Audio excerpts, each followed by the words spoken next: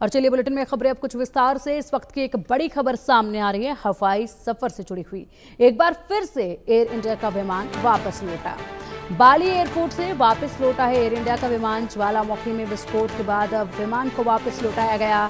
Indonesia के बाली airport के पास ज्वालामुखी में विस्फोट हुआ है। तो इंडोनेशिया के एयरपोर्ट के पास एक ज्वालामुखी जिसमें विस्फोट हुआ और इसलिए एहतियाती कदम उठाया गया और एयर इंडिया के विमान को वापस लौटा दिया गया है, किसी हादसे का शिकार ना हो जाए। ये देखिए तस्वीरें, यहाँ पर ज्वालामुखी विस्फोट हुआ है। ज्वालामुखी विस्फोट होने के बाद आप ये आसमान में हालात देखिए, ज्वालामुखी विस्फोट और उसके बाद ये तस्वीरें वाकई में खौफ ज़दा कर देने वाली ये तस्वीरें हैं, बेहद हैरान कर देने वाली ये तस्वीरें हैं। और ऐसे में ये तस्वीरें जो बयां कर रही हैं, बिल्कुल इसी तरीके से एहतियातन कदम उठाया गया और इसी के साथ यहाँ पर एयर इंडिया की फ्लाइट को वापस लौटाया गया है।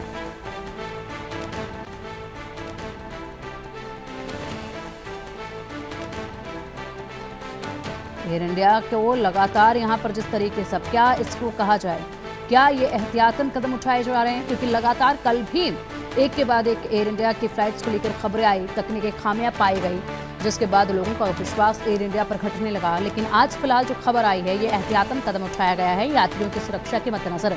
अधिक जानकारी के लिए हमारे सहयोगी मनोहर केसरी हमारे साथ जुड़ गए हैं। मनोहर, इससे पहले कल हमने देखा लगातार एयर इंडिया में तकनीकी खामी आई, जिसके बाद बड़े फैसले लिए गए, यात्रीगण काफी परेशान हुए। उसके बाद आज एयर इंडिया की एक फ्लाइट को वापस भेजा गया। अब ये जो फैसला लिया गया है, लोगों के हित के लिए लिया गया है और उनकी सुरक्षा के मद्देनजर इस फैसले को लिया गया है, क्योंकि ज्वालामुखी में विस्फोट हुआ था, तो कहीं जान खतरे में ना पड़ जाए, इसलिए। जी देखिए बिल्कुल आपने सही कहा, क्योंकि अब एयर इंडिया कोई भी जैसे चुप नहीं करना चाहता है ताकि कई लोगों की जान खतरे में पड़े।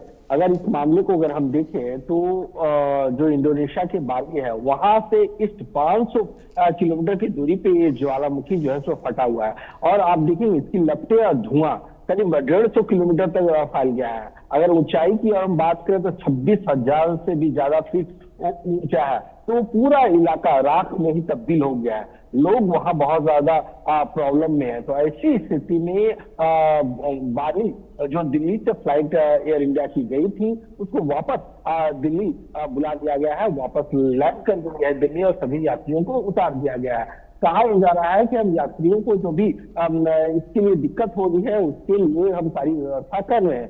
कल भी डीजीसीए की ओर से एक समीक्षा बैठक की गई थी, उसमें एयर इंडिया और एयर इंडिया एक्सप्रेस इन सब के साथ बातचीत हुई थी और गाइडलाइंस जारी पहले भी की गई थी और कल भी कहा गया था कि यात्रियों को किसी तरह की दिक्कतों का सामना न करना पड़े, सेफ्टी का ज्यादा से ज्यादा ख्याल रखा जाए, गाड़ी को रीचेक किया जाए टेक ऑफ से पहले एरोप्लेन को। तो ऐसी स्थिति में आज एहतियातन जो है तो एयर इंडिया ने एक कदम उठाया है ताकि तमाम जो पैसेंजर सवार थे उनको किसी तरह का नुकसान ना पहुंचे।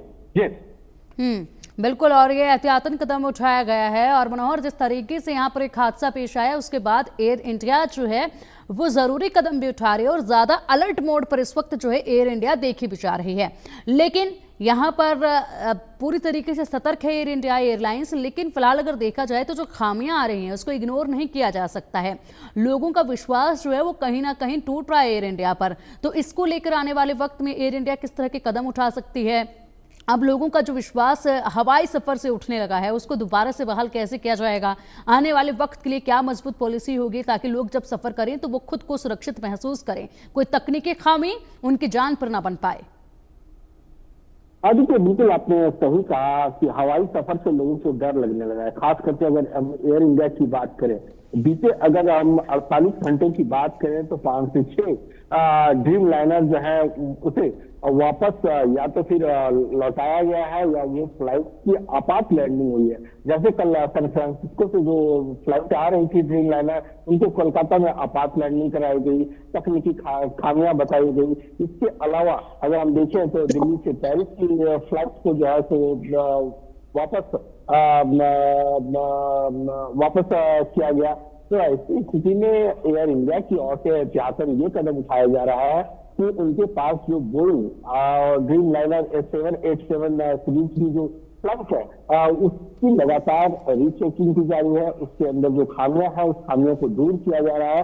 33 में अब तक 28 ड्रीम लाइनर की चेकिंग हो चुकी है, बाकी की भी की जा रही है, ताकि जब वो उड़ान दोबारा भरे तो किसी तरह की दिक्कतों का सामना न करना पड़े। जी बिल्कुल मनोहर, फिलहाल देखना होगा ये जो हालात लगातार एयर इंडिया के बने हुए हैं ये कब तक ठीक होते हैं, क्या कुछ आगे मजबूत पॉलिसी जो है वो देखी जाएगी, लोगों का विश्वास फिर से कैसे बनेगा ये देखना होगा। फिलहाल बहुत शुक्रिया आपका इन तमाम बड़ी जानकारियों के लिए। बढ़ेंगे आगे। राजा हत्याकांड से जुड़ी बड़ी खबर सामने आ रही है। मेघालय पुलिस ने हत्या की गुत्थी सुलझा ली।